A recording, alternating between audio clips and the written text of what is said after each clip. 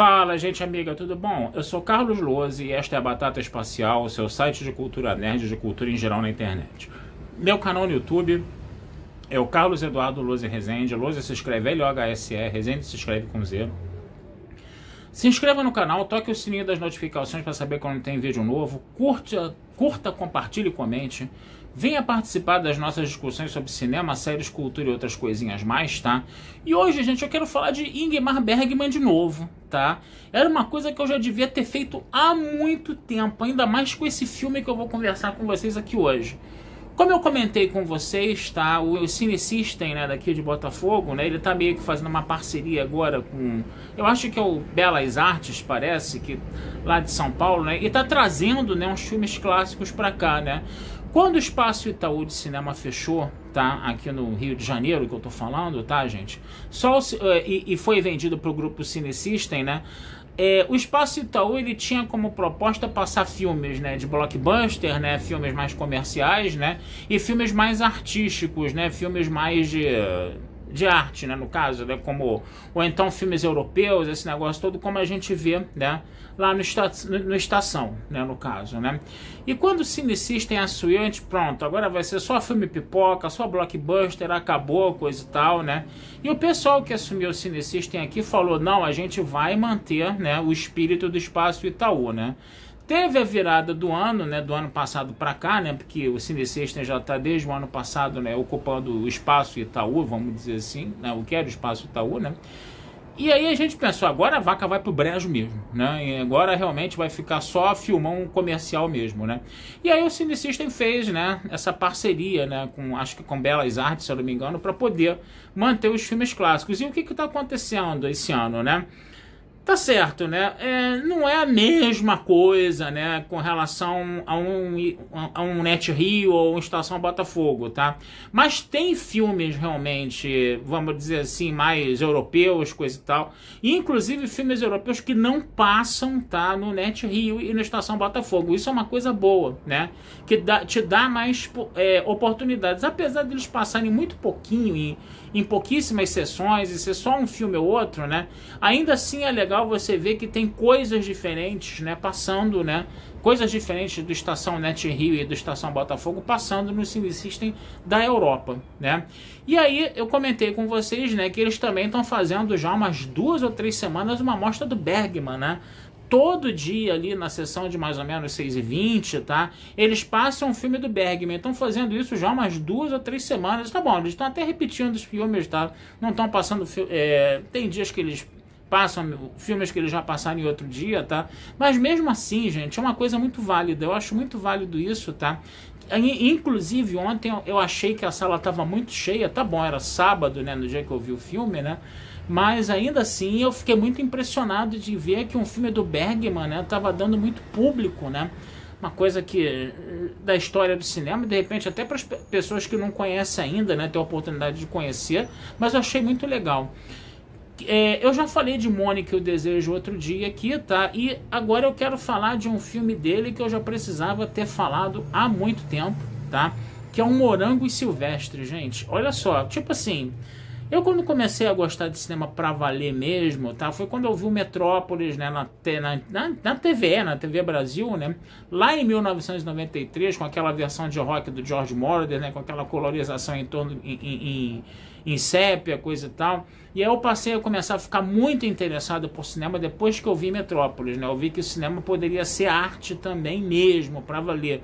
O que é uma coisa do cinema ser arte, né? No final das contas, né?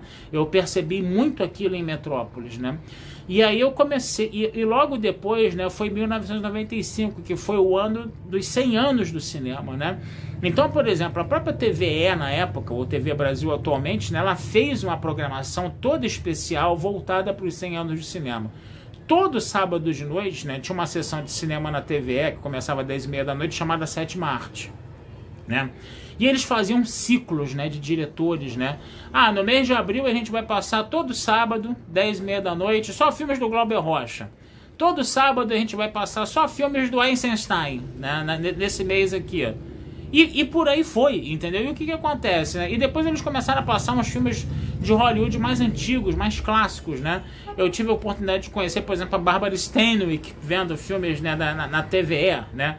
Ver coisas mais antigas mesmo, né? Também, né? Isso daí também foi muito bacana, né? E aí a minha cultura cinematográfica começou a ser meio que construída ali, né? De um cara que só gostava de ver filme blockbuster mesmo, para ter essa cultura cinematográfica. E logo depois eu comecei, né, no ano seguinte, 96, né, eu comecei a frequentar muito Estação Botafogo, né, e Estação Net Rio, que na época era chamado de Espaço Unibanco, inclusive, né. E aí, quando pintavam, comecei a ver filmes do Truffaut, né, tinha o Estação Paissandu, né, tinha o Museu da República, tinha esses cinemas, tinha muitos cinemas naquela época, mais cinemas naquela época que passavam filmes clássicos e filmes de arte, vamos dizer assim, filmes europeus, né, filmes fora do circuitão comercial, né, e tinha muito mais oportunidade de ver esses filmes, né, então, pô, eu frequentava isso aí direto. E aí eu comecei a ver Bergman, por exemplo, vi o Sétimo Selo, né? Já vi Sétimo Selo 3 vezes. A primeira eu achei um filme bem chatinho, bem cansativo, né? A segunda eu não me lembro de ter... Eu já tinha visto uma segunda vez, acho que de repente eu tive até mais ou menos a mesma impressão. E agora a terceira vez, né? Agora, depois de muitos anos, né? Vi ano passado esse filme, fiz até um vídeo aqui para vocês, né? E realmente eu vi a importância, né, de como o Sétimo Selo era um filme importante. E logo depois, né, de ter visto o Sétimo Selo pela primeira vez, né, isso é uma coisa de 20, 25 anos atrás, tá? Eu vi Morangos Silvestres. E eu me lembro de ter gostado muito do filme e eu nunca mais revi Morangos Silvestres.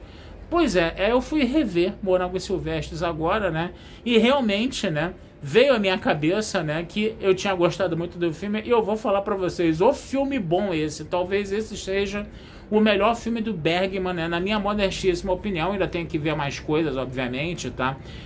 Mas eu gosto muito ainda desse filme Morangos Silvestres, é um filme que eu ainda gosto bastante, né, principalmente depois de ter revisto esse filme ontem. Mas do que se trata esse filme, né? Lembrando que eu vou dar spoiler de filme do Bergman, que acho que eu posso, né, gente? Todo mundo já conhece esses filmes, né? Todo mundo que gosta de cinema pra valer, né, já conhece esses filmes, tá? E quem não conhece, né, que vá conhecer, porque vale muito a pena conhecer Bergman, tá? Ele é o diretor preferido do Woody Allen, pra vocês terem uma ideia, né? E o Bergman é o tal negócio, né? Ele ganhou a palma das palmas no Festival de Cannes. Tipo assim, não existia esse prêmio. A palma das palmas em Cannes. Eles criaram esse prêmio só para presentear o Bergman, só para vocês terem uma ideia da importância, tá, desse diretor, tá? Apesar dos filmes dele serem muito deprimentes, né? Mas são filmes que falam da vida e da realidade de uma forma bem nua e bem crua, né? Por isso que talvez ele seja um cara tão respeitado e tão considerado assim. Mas vamos falar de Morangos Silvestres. A gente fala aí de um professor, tá? O nome dele é Isaac, tá? E ele é um professor, né, um médico, né, professor e médico também, né, no caso, né, e o Isaac, ele vai receber um prêmio, né, pelos 50 anos dele de medicina, coisa e tal, e ele é um cara que começa se apresentando em primeira pessoa no filme, tá, e ele tá dizendo que sempre teve problemas com a família, ele é sempre, que família e relacionamentos humanos só servem para você brigar e se aborrecer, e ele decidiu se isolar de todo mundo e viver sozinho. Ele achava que viver sozinho era bom pra caramba, né? Embora a solidão às vezes machucasse um pouco, coisa e tal, mas era melhor ele viver sozinho, longe de brigas de todo mundo. Não tiro a razão dele não, tá? Eu realmente não tiro a razão dele, tá? Com relação a isso, mas tudo bem, vamos continuar aqui com o filme, né? E aí o que acontece? Ele tem um sonho, né? Ele acaba tendo um pesadelo onde ele anda num lugar abandonado, né?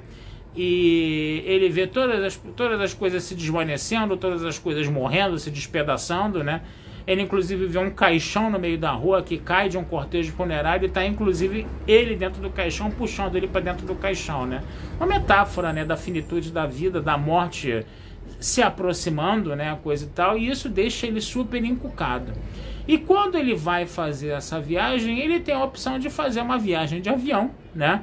e de chegar um dia antes, né, poder se preparar, aquele negócio todo, mas ele decide fazer a viagem de carro, né, e passar por todos os lugares que tiveram uma relevância na vida dele, como se ele tivesse ajustando as contas com o passado. E aí ele vai junto com a nora dele, que inclusive se separou do filho, né, dele, né, no caso, né. E aí ele começa a viajar, né? Nessa viagem ele passa por todo um processo, né, de redescobrimento, né, e do que ele fez de errado na vida dele também. Se ele acha que se ele se afastou das pessoas, entendeu? Da família dele, desse negócio todo, né, dos filhos, coisa e tal, da mulher. Se ele se afastou, né, e as pessoas magoaram ele, por um outro lado, ele também, sem perceber, magoou as pessoas, né? E essa viagem é justamente um processo de redescobrimento disso. Então, por exemplo, ele vai com a nora acompanha ele. Aparentemente, ou ex-nora, vamos dizer assim, mas aí o que acontece? A nora vai viajar com ele porque a nora decide reatar com o marido, né? Com o filho dele, né? No caso, né? E aí durante a viagem, a nora fala pra ele como ele, entendeu? Magoou ela, né? Então ela explica pra ele lá como ele magoou ela. Que ele era visto como um cara extremamente frio e insensível com as pessoas, né? E ele nunca tinha se tocado disso, né? Eles vão dar carona para um grupo, né, de jovens, né, que são é a metáfora, né, é a representação da juventude no filme, aquela juventude que ainda não tomou porrada da vida, entendeu? E que ainda tá muito feliz, tá muito alegre, não tá, vamos dizer assim, muito sisuda, não tomou as porradas que a vida deu, entendeu? Então aqueles 3 jovens ali, né, estão junto com eles ali no banco de trás do carro, né, dando toda uma cor especial, né, pro filme, né? Isso é um processo, né, meio que de rejuvenescimento dele, né? Ele está em contato com aqueles jovens ali. Eles encontram, por exemplo, no filme um casal que fica brigando o tempo todo, que fica se agredindo o tempo todo, né? Que é uma coisa que relembra, né, o casamento dele com a esposa dele, relembra, né, a própria nora dele também relembra, né, os momentos duros que ela teve com o marido dela. Isso também é passado no filme também, né. E ela falava, você e seu filho são muito iguais, né? E ele vai percebendo isso. Tem uma hora também que eles param no lugar onde foi a casa de infância e adolescência dele. E ele começa a ter as lembranças da infância e da adolescência, de uma paixão, né, de adolescência que ele teve, que acabou ficando com um irmão dele, né? O que magoou ele profundamente. Outro momento também, ele para numa floresta também, onde ele viu, né, a esposa dele, que já morreu há muito tempo, né, com um amante, né, e a esposa reclamando que mesmo ela traindo ele, que ele não daria a menor ideia para ela falando isso com o amante, né, que ele é frio pra caramba, coisa e tal, não sei o que ela só, dando a entender de que ela só traiu ele, entendeu, para ver se acabava com aquela frieza dele, mas ela não tinha esperança nenhuma em aquela frieza dele acabar, né. Ele visita a mãe também, que é uma pessoa que já foi abandonada por todos e por todos na família, né. Então você vai vendo, né, esses elementos da vida, né? Ele para num posto de gasolina, aí o frentista, o Max von Sydow, gente, olha só que charme isso, cara. Você tem o Max von Sydow fazendo, né, um papel de terceiro, quarto coadjuvante no seu filme, né? O Max von Sydow, não é cacete, né? O Ming, o impiedoso do Flash Gordon, lá como frentista de posto de gasolina, né? E ele relembrando de como, né? Isso daí era na cidade natal, né? Do médico, né? De como ele era muito bem visto por aquela comunidade, né? Que ele tratou daquela comunidade por 50 anos, aquele negócio todo, né? Coisa e tal, né? E depois você chega, né, até o momento em que ele também vai lá receber as homenagens dele, aquele negócio todo, né, que é mais pro desfecho do filme. E nesse desfecho do filme, né, a gente vai ver justamente, né, o momento em que ele meio que faz as pazes, né, com seu passado, né, e ele começa, depois de ter passado, depois daquela viagem, e depois de ter feito toda uma revisitação da vida dele, de ter visto onde ele errou, né, e mesmo ele já tendo, assim, já na idade avançada, tendo pouco tempo de vida ainda, né, no caso, né, ele pegar esse pouco de tempo de vida que resta para ele, né? E ele começar, entendeu, a tratar as pessoas com um pouco mais de afabilidade, mais de amabilidade, coisa e tal. Principalmente a empregada dele, que ficou 40 anos ali tratando dele, né? E que ele era extremamente frio com a empregada também. E ele tenta, no final do filme, começar a se reaproximar da empregada. Ainda muito difícil, ainda muito complicado, mas a empregada dá para ele um sinal, né? De que tá aceitando aquela aproximação dele. Então é um filmaço, gente. Eu até me emociono quando falo desses filmes assim, porque são filmes que falam, né, da vida da gente, né? São filmes que você às vezes você olha para trás e você pensa assim, porra, o que eu fiz de errado, né? Onde é que eu magoei as pessoas? O que eu não devo fazer mais, né? E ele vai, né, mostrando tudo isso, né? Porque geralmente a gente costuma culpar muito as pessoas. Você realmente fica muito pau da vida com as pessoas que te magoaram, né? Mas você não percebe até que ponto elas te magoaram. De repente elas estão te magoando porque você já magoou elas e você não percebeu de você ter feito isso, né? E esse filme, ele fala muito disso, né? Por isso que Bergman, né, ele consegue ser tão grandioso, né? Que ele está fazendo isso numa arte que é o cinema, né? Que é uma arte que, a princípio, era uma arte só de entretenimento, né? E ele está fazendo a gente se questionar, fazendo a gente se refletir, pensar, né? O cinema... Sempre o melhor filme é o filme que faz você pensar, tá? Não importa que gênero seja ele, tá? Mas ele faz você pensar, e ele não faz você pensar sobre uma determinada questão social, que é importante também, né? Tem muitos filmes que fazem isso. Eu sempre bato na tecla de que é muito importante o cinema discutir questões sociais aqui, tá? Mas quando o filme, ele faz você se voltar para dentro de você mesmo, tá? E você se perguntar, né? Se você... O que você fez de bom, o que você fez de ruim, né? O que aquilo pode trazer de lição para você levar a sua vida daqui para frente de uma forma melhor, de uma forma onde você interaja melhor com as pessoas, tá? Quando um filme faz isso, cara, não é qualquer filme, tá? E Morangos Silvestres é esse filme. Eu acho que talvez ele seja esse filme por excelência, tá? Talvez essa seja, tá? Eu posso estar cometendo uma heresia aqui, tá? Mas talvez essa seja a obra-prima do Bergman, tá? Realmente, pelo menos, né, do pouco do Bergman que eu vi, ainda tenho que ver muita coisa do Bergman, tá, gente? Realmente, tá? Eu, por exemplo, tenho Gritos e Sussurros fechado, lacrado em DVD aqui em casa, nunca abri pra ver. Eu tenho que parar. Eu tenho que ver Fanny Alexander, que eu sempre tive uma vontade desgraçada de ver Fanny Alexander, mas são 3 horas, né? Eu tenho que ver Cenas de Casamento Sueco, que eu já li em livro, né? Mas não vi o filme. Eu quero ver o filme também, né? Eu quero ver mais coisas do Bergman realmente, porque são coisas assim realmente importantes, né?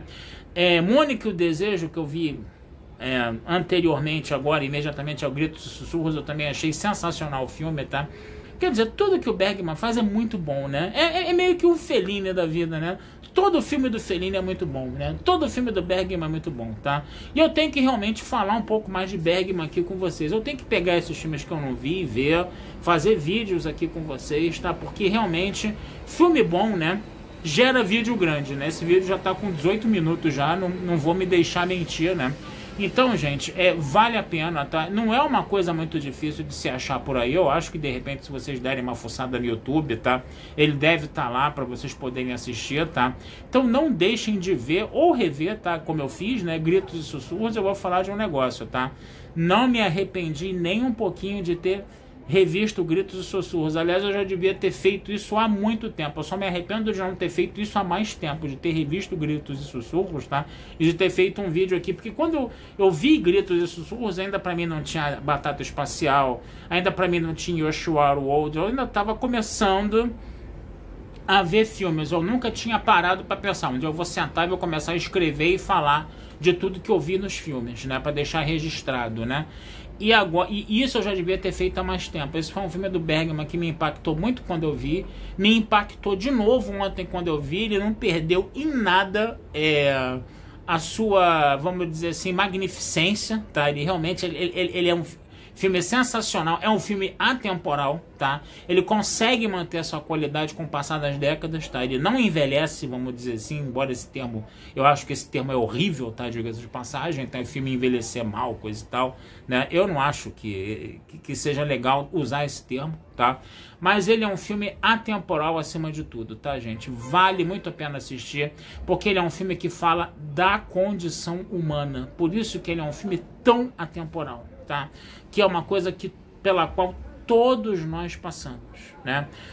O que é você se relacionar com as pessoas, o que é as pessoas te fazerem mal e o que é principalmente você fazer mal às pessoas e sem perceber. E aí você vai, né, com o tempo passando, né, o nosso protagonista, ele vai passando por essa redescoberta toda aí. Tá certo, gente? Vou ficando por aqui, tá? Desejando vida longa e próspera a todos. Meu canal no YouTube é o Carlos Eduardo Lose Rezende. Meu site é o Batata Espacial, tudojunto.com.br, tá? E futuramente vamos conversar sobre mais filmes aí com vocês, tá bom? Um abração, fui e até a próxima.